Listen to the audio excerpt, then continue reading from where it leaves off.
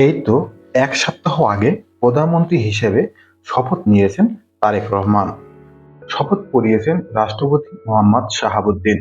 আর সেই রাষ্ট্রপতি এক সাক্ষাৎকারে বিস্ফোরক দাবি করেছেন, ১.৫ বছর তিনি কার্যত বঙ্গভবনে বন্দী ছিলেন। অসাংবিধানিক চাপ, অপসারণের চক্রান্ত, বিদেশ সফর আটকে দেওয়া, প্রেস উইং সরিয়ে নেওয়া, এমনকি ঈদের নামাজে যেতেও বাধা। রাষ্ট্রপতির অভিযোগ, অন্তর্বর্তী সরকার সংবিধান মানেনি।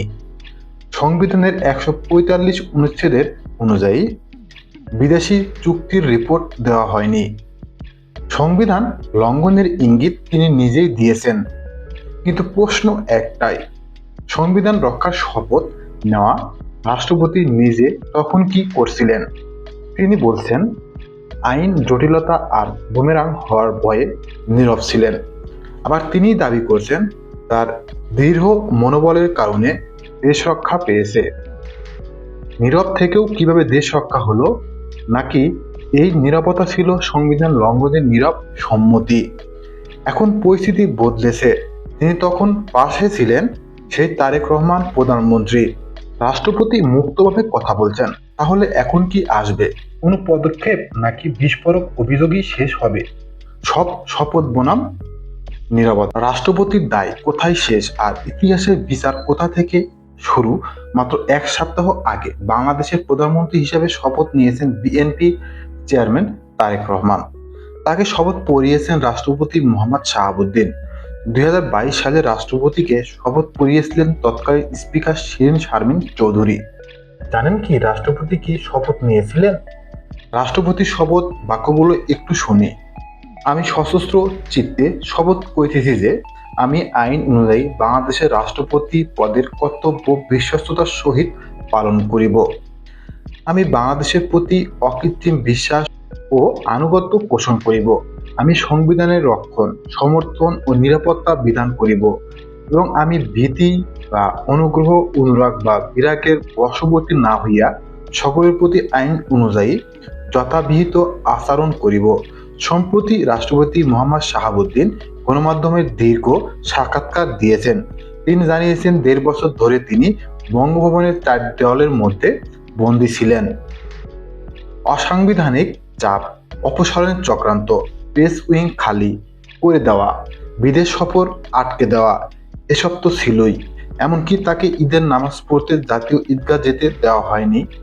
বাইপাস সার্জারির পর ফলো আপের জন্য সিঙ্গাপুরে যেতে দেওয়া হয়নি।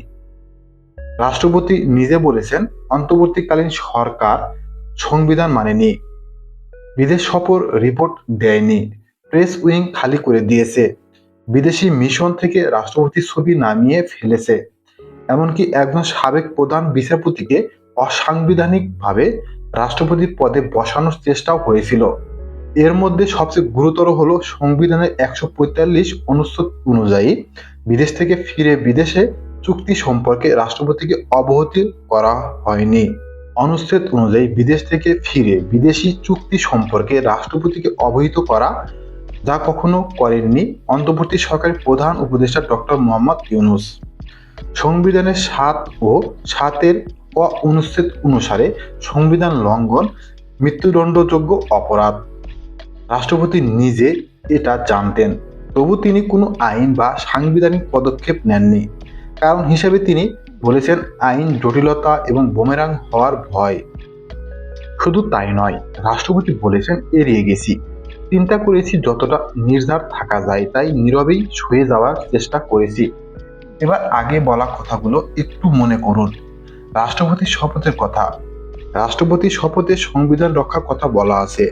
বাংলাদেশের রাষ্ট্রপতির ক্ষমতা বা দায়িত্ব দুটি অনেক কম। এই রাষ্ট্রপতি শাহাবুদ্দিন চুপ্পু নিজেই বলেছেন, সংবিধানের ৪৮ অনুচ্ছেদে রাষ্ট্রপতির প্রধান দায়িত্ব সংবিধান রক্ষা করা। যেখানে তিনি জানতেন সংবিধান লঙ্ঘন হচ্ছে, তখন কেন কোনো পদক্ষেপ নেননি? অথচ রাষ্ট্রপতি নিজে একজন বিচারক, দীর্ঘদিন জেল এবং দায়রা আদালতে বিচারক হিসেবে কাজ করেছেন। একজন আইন ও বিচারের মানুষ পেয়েও এই নীরবতা কি তার নিজের দায়িত্ব পালনে ব্যর্থতা, নাকি এটা বাস্তবতার কাছে আত্মসমর্পণ? রাষ্ট্রপতি সংবিধানের ৭ অনুচ্ছেদের কথা বলেছেন, যেখানে স্পষ্ট বলা হয়েছে, সংবিধান লঙ্ঘনের ক্ষেত্রে সহযোগিতা বা উস্কানি বা অনুমোদন বা সমর্থন বা অনুসমর্থন করলেও একই শাস্তি হবে। রাষ্ট্রপতির ক্ষেত্রে এই অভিযোগের কোনটি কি প্রযোজ্য হয়? যদি তাই হয়, তাহলে রাষ্ট্রপতিকেও কি শাস্তির মুখোমুখি হতে হবে? শপথ ভঙ্গের জন্য রাষ্ট্রপতির বিরুদ্ধে ব্যবস্থা গ্রহণ করা যায় কিনা সে বিষয়ে সংবিধান বিশেষজ্ঞরা হয়তো আরো ভালো বলতে পারবেন। কিন্তু আমাদের প্রশ্ন, নিজের চোখের সামনে সংবিধান লঙ্ঘন হতে দেখেও রাষ্ট্রপতি কোনো পদক্ষেপ না নিয়ে সংবিধান লঙ্ঘনের সহযোগিতা করেছেন কিনা? উপমহাদেশের দিকে যদি তাকাই, ভারতে 1975 এর জরুরি অবস্থার সময় রাষ্ট্রপতি ফখরুদ্দিন আলী আহমেদ ইন্দিরা গান্ধীর জরুরি অবস্থা ঘোষণায় সই করেছিলেন। পরে এজন্য বিতর্কের মুখে পড়তে হয় ফখরুদ্দিনকে। অন্যদিকে পাকিস্তানে 1999-এ পারভেজ মোশাররফের ক্ষমতা দখলের সময় রাষ্ট্রপতি রফিক তারার পদত্যাগ করতে বাধ্য হন। দুটো ক্ষেত্রেই রাষ্ট্রপতি সংবিধান রক্ষার পরিবর্তে চাপের কাছে নতি স্বীকার করেছিলেন। বাংলাদেশে মোহাম্মদ শাহাবুদ্দিনও কি সেই একই চাপ সহ্য করেছেন, কিন্তু কোনো সক্রিয় প্রতিরোধ গড়ে তুলতে পারেননি? এটা তার ব্যক্তিগত দুর্বলতা নাকি প্রতিষ্ঠান গড়ে না ওঠার সীমাবদ্ধতার ফল? আবারও রাষ্ট্রপতির সাক্ষাৎকারে ফিরে আসতে হচ্ছে। রাষ্ট্রপতি বারবার বলেছেন, আমার দৃঢ় মনোবলের কারণে ওই পরিস্থিতি থেকে দেশ রক্ষা পেয়েছে। অন্তত 3বার তিনি বলেছেন, সংবিধান লঙ্ঘন করে সাংবিধানিক শূন্যতা সৃষ্টির চেষ্টা সত্ত্বেও তার নিজের দৃঢ় অবস্থার কারণে বাংলাদেশ রক্ষা পেয়েছে।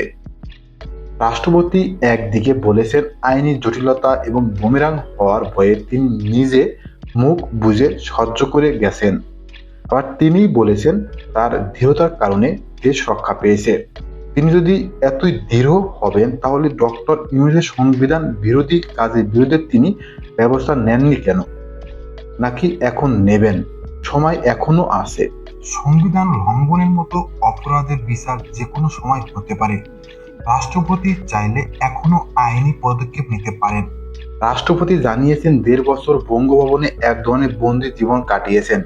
এমনকি পবিত্র ঈদুল ফিতর এবং ঈদুল আজহার নামাজে অংশ নিতে জাতীয় ঈদগাহ ময়দানে যেতে দেওয়া হয়নি।